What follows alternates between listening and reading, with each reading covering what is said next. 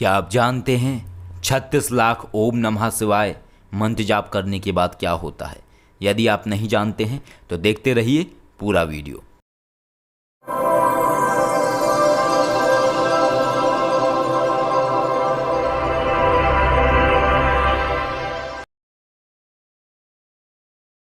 आदेश यश महाकाल। ओम नमः शिवाय महादेव का वो अद्भुत मंत्र जो प्रत्येक मनुष्य के जीवन को बदल सकता है, परंतु हर मनुष्य इस मंत्र का रहस्य नहीं जानता है। यह शिव का षटाक्षर मंत्र है और इस मंत्र से बहुत कुछ व्यक्ति को प्राप्त होता है। ज्ञान, सिद्धियां, शक्तियां, सामने वाले व्यक्ति के विषय में जानने की कला कि सामने वाला व्यक्ति कैसा है या क्या विचार रखता है, उसके लिए इस तरीके की चीज़ें प्राप्त होती हैं ओम नमः शिवाय मंत्र जाप करने से। और एक और सबसे बड़ी बात जो है कि अगर किसी व्यक्ति को क्रोध आता है, गुस्सा आता है, बहुत गुस्सा आता है और इतना ज़्यादा गुस्सा आता है कि वो उस गुस्से में अपना नुकसान करता है और साथ में अपने परिवार का भी नुकसान कर लेता है और बाद में रोता है कि मैंने ऐसा क्यों किया, तो ऐसे जो लोग हैं उन्हें ओम नमः शिवाय मंत्र का जाप करना चाहिए और साथ में अपने हाथ में एक मोती को भी पहन लेना चाहिए ताकि उनका मन शांत रहे और उनका क्रोध शांत रहे। इसके साथ साथ और भी बहुत कुछ है जो ओम नमः शिवाय के 36 लाख मंत्र जाप करने के बाद व्यक्ति को प्राप्त होता है।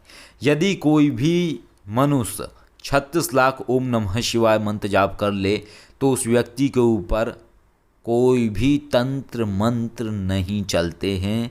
एक ये सबसे बड़ा रहस्य है। यदि कोई तंत्र मंत्र उसके ऊपर करता भी है तो वो तंत्र मंत्र उस व्यक्ति के ऊपर बिल्कुल छोटा सा प्रभाव देगा, या यूं कहें कि ऊंट के मुंह में जीरे के समान उसको प्रभाव देगा। व्यक्ति का मन स्थिर होने लगेगा, सही गलत का भेद नजर आने लगेगा, प्रश्न नष्ट होने लगेंगे, चुप रहने का दिल करने लगेगा, एकाकी होने लगेगा व्यक्ति, उसे किसी से कोई कुछ लेना देना नहीं है, सिद्धियों का लालच नष्ट होने लगेगा। जो पहले एक व्यक्ति को होता है कि हम ये साधना कर लें, हम वो साधना कर लें, लेकिन जब व्यक्ति 36 लाख ओम नमः शिवाय जाप कर लेता है तो उसके बाद उसके अंदर का ये लालच नष्ट होने लगता है। ना ही कोई भूत प्रेत उस व्यक्ति के दिमाग को कंट्रोल कर पाता है, ना ही कोई तंत्र मंत्र उस व्यक्ति के ऊपर चल पाता है। ध्यान की अवस्थाएं बहुत ज़्यादा बढ़ जाती हैं, कुंडलिनी ऊर्जा भी जागृत अवस्था में आनी प्रारंभ हो जाती है, या यूं कहें आप कि बहुत कुछ समझ में आने लगता है उसको, और ध्यान की वो असीम गहराई भी उसे समझ में आने लगती है, जो असीम गहराई को समझने के लिए लोग योग करते हैं। ओम नमः शिवाय एक ऐसा मंत्र जाप है जिसका जाप करने से व्यक्ति को माँ भगवती की भी कृपा प्राप्त होती है, महादेव की भी कृपा प्राप्त होती है, और जहाँ शिव और शक्ति की कृपा प्राप्त हो जाए व्यक्ति को, वहाँ उसका जीवन बदलना ही बदलना है। परंतु इस 36 लाख ओम नमः शिवाय मंत्र जाप करने में बहुत सारे व्यवधान आते हैं व्यक्ति को। जैसे ही 5 लाख मंत्र जाप पूर्ण होता है तो बहुत सारी समस्याएं आने लगती हैं। जैसे तैसे करके व्यक्ति उन्हें क्रॉस करके और आगे बढ़ता है तो 8-9 लाख जैसे ही मंत्र जाप होता है ओम नमः शिवाय तो और ज़्यादा समस्याएं आने लगती हैं। तो इस तरीके से जैसे जैसे व्यक्ति आगे बढ़ता जाता है वैसे वैसे समस्याएँ भी बढ़ती चली जाती हैं व्यक्ति के जीवन में, और ये एक तरीके से परीक्षा होती है, उसको आजमाने की परीक्षा होती है। और फिर ये अवस्था आ जाती है कि जो व्यक्ति पहले डेली यानी नित्य 300 माला जाप करता था, अर्थात 30,000 मंत्र जाप करता था, एक समय ऐसा आता है जब वो सिर्फ दिन में 11 माला ही जाप कर पाता है, यानी 1100 मंत्र जाप ही कर पाता है। एक स्थिति ऐसी भी आती है, शक्तियाँ उसको दूर फेंकना प्रारंभ करने लगती हैं, उसको पास नहीं आने देती हैं महादेव के, बुद्धि भ्रमित करने की कोशिश करती हैं। लेकिन यदि व्यक्ति निरंतर जुड़ा रहे और 36 लाख ओम नमः शिवाय जाप वो यदि कर ले निष्काम भाव से, कोई कामना मत रखिए, क्या प्राप्त होगा ये मत सोचिए, किस लिए कर रहे हैं ये मत सोचिए, सिर्फ ये सोचिए कि आपको भक्ति में आनंद आता है, आप महादेव के भक्त हैं इसलिए कर रहे हैं, आपको ये अच्छा लगता है। प्राप्ति होना तो स्वाभाविक सी प्रक्रिया है। जब आप पेपर देने जाते हैं तो आपको फोकस इस चीज़ पर नहीं करना है एग्ज़ाम देने में कि आप पास हो जाएं, आपको फोकस इस चीज़ पर करना है कि आप जो आंसर लिख रहे हैं वो सही है या गलत है।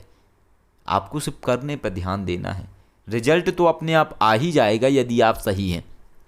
और किसी भी चीज़ को, किसी भी अवस्था को प्राप्त करने के लिए बहुत समय लगता है व्यक्ति को। हमें स्वयं भी 36 लाख मंत्र जाप करने के बाद बहुत कुछ प्राप्त हुआ।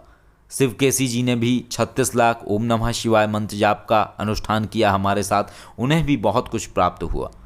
लेकिन हमने बार बार सोचा कि हम 1 करोड़ ओम नमः शिवाय जाप कर लें, लेकिन अब तक महादेव की ऐसी कृपा नहीं हुई कि हम वो कर पाए हों। हमने दोबारा से फिर से कोशिश करी, लेकिन फिर भी ऐसी समस्याएं आती हैं, जैसा हम आपको बता रहे हैं कि कई बार 9 लाख मंत्र जाप करके महादेव परीक्षा ले लेते हैं, कई बार पता लगा 30 लाख मंत्र जाप करा महादेव परीक्षा ले लेते हैं।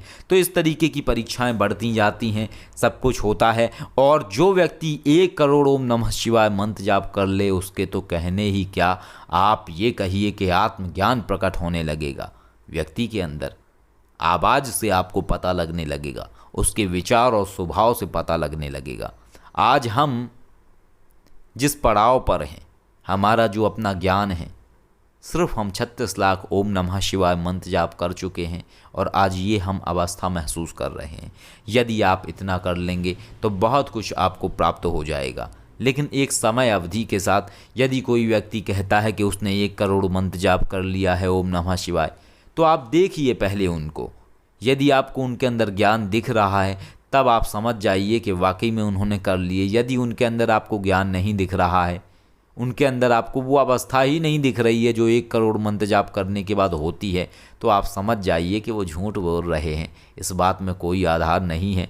और महादेव की भक्ति करने के लिए, महादेव के सम्मुख बैठने के लिए, ताकि महादेव को देखते रहें, नंदी महाराज, महादेव के नंदी, उन्होंने 100 करोड़ ओम नमः शिवाय के भी ऊपर जाप किया था, तब जाके उन्हें वो परम पद प्राप्त हुआ। तो किसी भी चीज़ की प्राप्ति के लिए प्रेम होना अति आवश्यक है, निष्काम भाव होना अति आवश्यक है। कामना मत रखिए क्यों कर रहे हैं, बस करते जाइए। यदि आनंद आ रहा है तो करते जाइए। एक दौर होता है लोगों का, जब लोगों का ये स्वभाव होता है कि जैसे ही उनके सामने भोजन आता है तो थाली में जो रोटियां होती है पहले वो गिनते हैं, 1 2 3 4 5 6, ये ज़्यादा हैं या कम हैं, पहले ये स्वभाव होता है। फिर वो कहते हैं हाँ मैं तो 6 ही रोटी खाता हूँ, मैं 7 नहीं खाता हूँ, या मैं तो 5 ही खाता हूँ। पहले वो गिन के खाते थे, लेकिन फिर एक दौर ये आता है उनके जीवन में कि वो भोजन करते हैं, वो गिनते नहीं हैं कि रोटियाँ कितनी रखी हैं। पेट भर गया, तृप्ति हो गई, हो गया।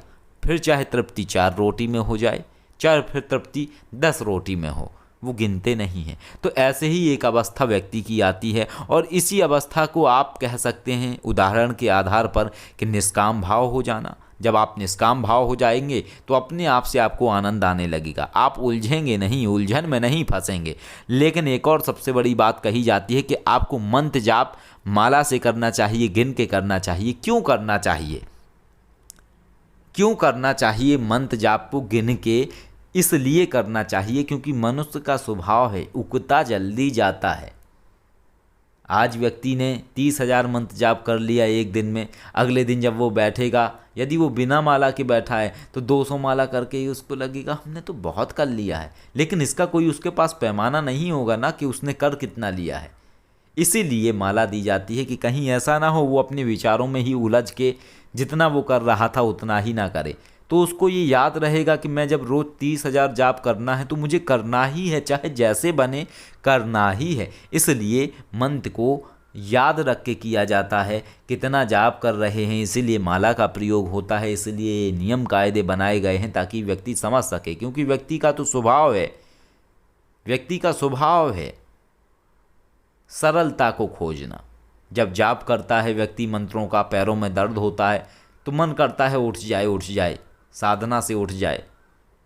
लेकिन यदि उसको याद है कि मुझे इतना जाप करना ही है चाहे जैसे बने, तो वो पैर बार बार बदल के कैसे भी करके वो जाप कर लेगा। यदि कोई पैमाना ही नहीं होगा उसके पास कि उसे करना कितना है, तो फिर उसको पैर में दर्द होगा, वो उठ जाएगा। उसे तो पता ही नहीं है ना कि उसने कितना किया। इसलिए मंत्र जाप क्यों किया जाता है, याद रख के माला के साथ काउंटिंग कितनी हो गई कितनी नहीं, ये क्यों याद रखना चाहिए। ये इसलिए याद नहीं रखना चाहिए कि मैंने इतना कर लिया, बल्कि इसलिए याद रखना चाहिए कि इतना तो मुझे रोज़ करना ही करना है।